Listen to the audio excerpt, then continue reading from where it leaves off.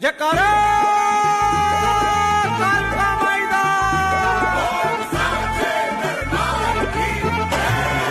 माता की जो ध्यान साधना कैसे करनी चाहिए और उसका नियम क्या क्या है और किस तरीके से वो हमारी पूर्ण होगी ध्यान साधना।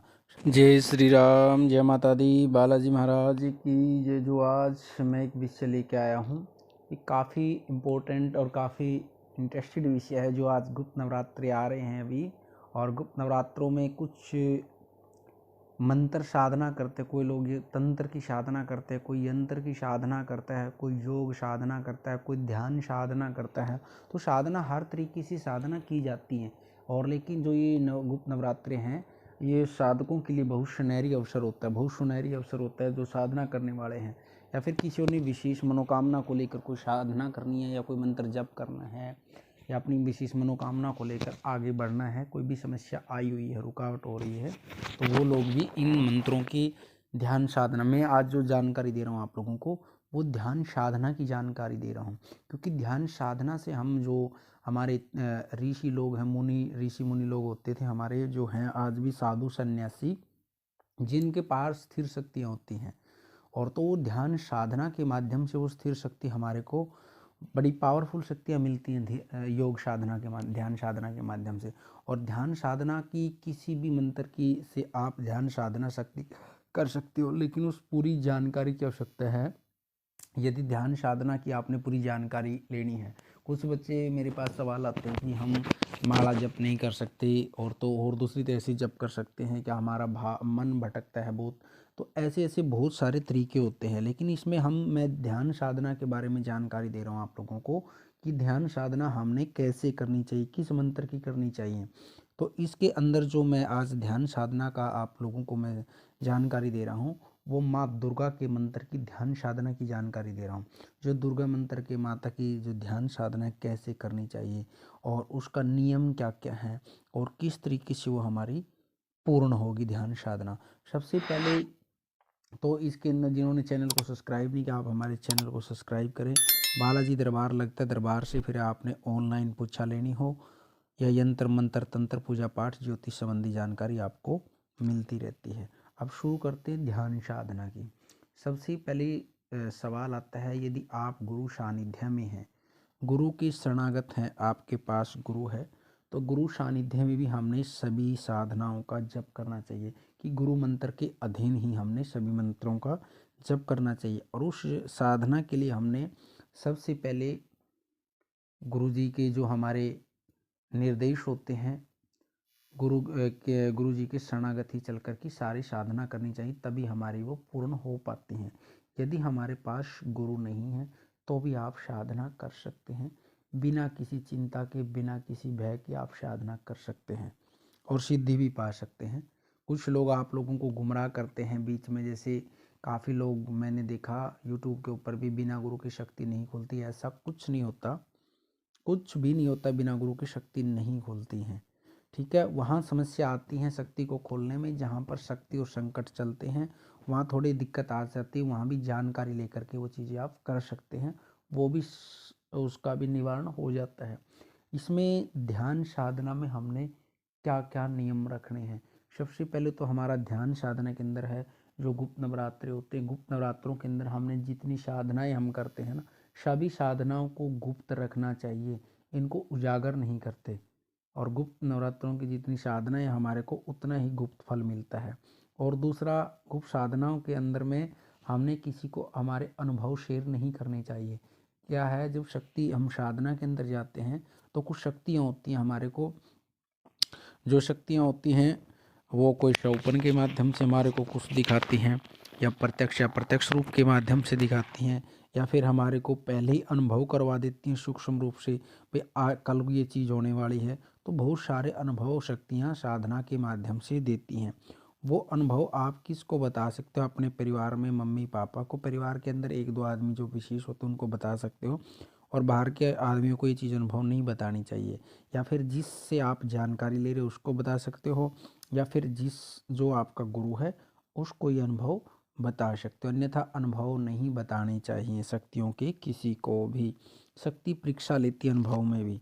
और उसके बाद सबसे पहले हमने ब्रह्मचर्य का पालन इस चीज़ में ध्यान रखना होता है।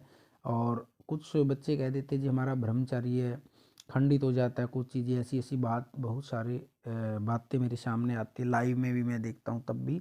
तो सबसे पहले हम जब कभी साधना करते हैं ना, 5 दिन की, 11 दिन की, 21 दिन की, 41 दिन की, तो उस साधना के समय में हमने नियमित रूप से ठंडी चीज़ों का प्रयोग करना चाहिए। कभी भी ज़्यादा मसाले वाली चीज़ नहीं खानी चाहिए, लाल मिर्ची वगैरह नहीं खानी चाहिए, गर्म दूध नहीं पीना चाहिए, ताकि आपको समस्या नहीं होए। और यदि आप मंत्र जप भी करते हैं ना, तो भी आपने उस समय के अंदर में योग जरूर करना चाहिए, योगाभ्यास अवश्य करना चाहिए। और ये तो ध्यान साधना है। और ध्यान साधना के अंदर आप जितनी, जो मैं ध्यान साधना की जानकारी दे रहा हूँ, आप जितनी ध्यान साधना को तरीके से करोगे, क्योंकि ध्यान साधना के माध्यम से हमारा क्या, हमारे को शक्ति कैसे मिलती है, पूरी जानकारी आगे मैं दूंगा इसकी लास्ट में। सबसे पहले हमने माँ भगवती की मंत्र की साधना बता रहा हूँ, माँ दुर्गा के मंत्र की साधना जो बता रहा हूँ अभी। तो माँ दुर्गा के मंत्र की साधना के लिए आपने सबसे पहले माँ भगवती की पंचोपचार पूजन करना है। और माँ दुर्गा की हम मंत्र की साधना करते हैं तो साथ में हनुमान जी और भैरव जी को भी भोग अवश्य लगाएं। ध्यान रखना इसमें, जो हम नवरात्रों में पूजन करते हैं, कलश स्थापन भी कर सकते हैं। इसमें आप कलश स्थापन करना चाहिए यदि हम साधना करते हैं विशेष मनोकामना के लिए भी। जौ वगैरह जैसे बोते हैं, जौएं वगैरह बोने की कोई आवश्यकता नहीं होती, सिर्फ कलश स्थापन करके ही आपका काम हो सकता है। जौ वगैरह की बोने की आवश्यकता नहीं होती इसमें, गुप्त नवरात्रि के अंदर में। अखंड दीपक जलाना चाहते हैं तो अखंड दीप आप जला सकते हैं। नवरात्रि के लिए इतने आप साधना करें। और इसमें साधना कैसे होती है, सबसे पहले आपने पंचोपचार माँ भगवती का, बालाजी में हनुमान जी का और भैरव जी का पूजन करना है। उसके बाद भोग लगा करके भगवती को संकल्प लेना है, आपने हाथ में जल लेकर के अपना नाम, अपना गोत्र, अपना नाम अपना गोत्र बोलना। उस दिन तिथि क्या है, पहला नवरात्र है, दूसरा नवरात्र है, उस दिन वार क्या है, शनिवार है, सोमवार है, मंगलवार, जो भी वार हो वो बोल करके माँ भगवती मेरी ये मनोकामना, आपने मनोकामना बोलनी है। या फिर आपने शक्ति पाना चाहते हो, हम आपकी शरीर पर आपकी शक्ति पाना चाहते हैं ध्यान के माध्यम से, साथ में ये भी बोलना ध्यान साधना के माध्यम से। और उसमें आपने, गिनती तो आपकी हो नहीं पाएगी ध्यान में, आप उसके अंदर में भी जितना भी समय में ध्यान रखूँ, आप उसका टाइम बांध लो। आपने आधा घंटा ध्यान लगाना है, 1 घंटा लगाना है, 1.25 घंटा करना है, पौना नहीं करना। आपने ध्यान रखना, आधा घंटा करना है, फिर या 1 घंटा करना, 1.25 घंटा करना है, 1.5 कर सकते हो, 1.25 नहीं कर सकते, पौना नहीं कर सकते, लेकिन पौने में नहीं घंटा करना है टाइम कोई भी आपने। उसके बाद में आप पूरा ध्यान आपका पूरा हो गया। और ध्यान साधना की इससे पहले आप ध्यान रखें कि चाय पानी का प्रयोग कम करें, क्योंकि बार बार आपको बाथरूम की दिक्कत हो सकती है। इसलिए चाय और पानी घंटे 2 घंटे पहले कम ही पीने की कोशिश करें, ताकि आपकी साधना बार बार उठना ना पड़े, भंग ना हो। और उसके अंदर ऐसे ही आपकी जैसे आधा घंटा साधना कर ले, उसमें जल लेकर हाथ में, भगवती जितने भी मैंने ध्यान के माध्यम से जप किया है, संकल्प लेकर हाथ में, वो आपको ही अर्पण हो। मुझे जो मेरी मनोकामना है, मैं साधना के लिए आपकी सिद्धि प्राप्त करना चाहता हूँ, वो मुझे मिल जाए, आपकी कृपा हो जाए, आपकी शरणागत हूँ, उसको अर्पण कर दो भगवती को। ठीक है। और लास्ट में आपने माँ भगवती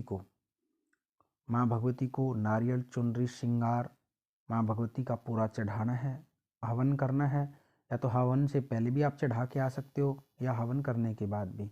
और साथ में हनुमान जी का लंगोट भी अवश्य दें साधना के माध्यम, क्योंकि साधना ध्यान के माध्यम से जितनी हनुमान जी के साथ में हम साधना करते हैं, वो हमारी सफलता हो जाती है।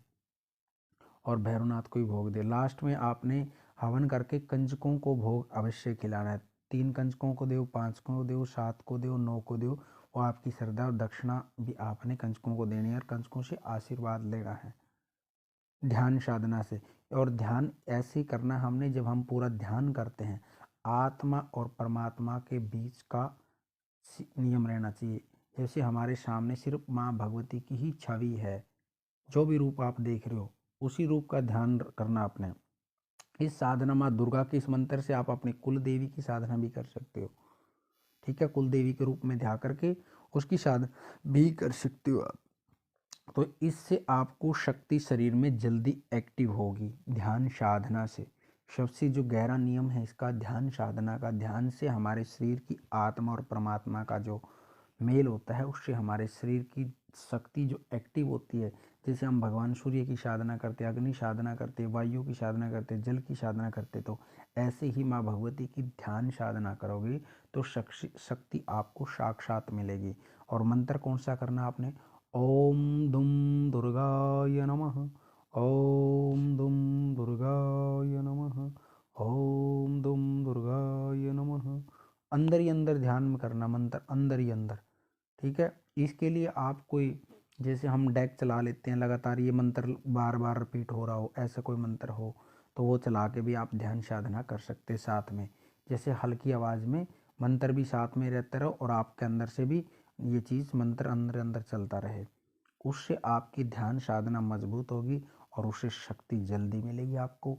भगवती साक्षात कृपा करेगी ध्यान साधना, क्योंकि ये साधना मैंने की हुई है, ध्यान साधना का प्रयोग मैंने किए हुए हैं, ध्यान साधना के मेरे अनुभव हैं, तो इसलिए आप लोगों को साथ में ये ध्यान साधना के माध्यम में साझा कर रहा हूँ। क्योंकि ये चीज़ें कोई नहीं बताएगा आपको, बताएगा क्या? कोई, कुछ लोग करते ही नहीं है, ये महात्मा लोग करते हैं, संत लोग करते हैं, सन्यासी लोग करते हैं, वो सीढ़ियाँ आपको भी मिल जाएंगी। कुछ बच्चे मेरे से बार बार पूछते रहते जी आपने कौन सी साधनाएं करके हैं, जैसे हम जल्दी जल्दी पूछा दे इसके, तो सब भगवती की कृपा है और भगवती की साक्षात कृपा होगी।